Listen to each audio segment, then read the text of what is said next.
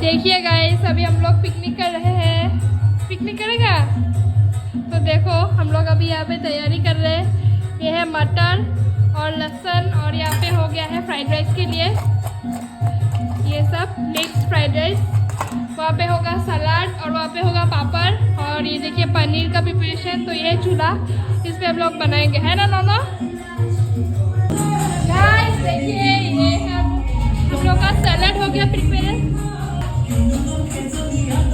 और यहाँ पे हो गया है सलाद, और ये है पनीर।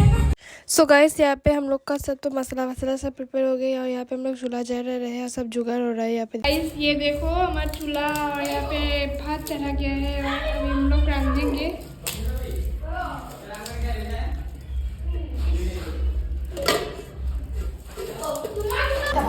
गाइस देखो,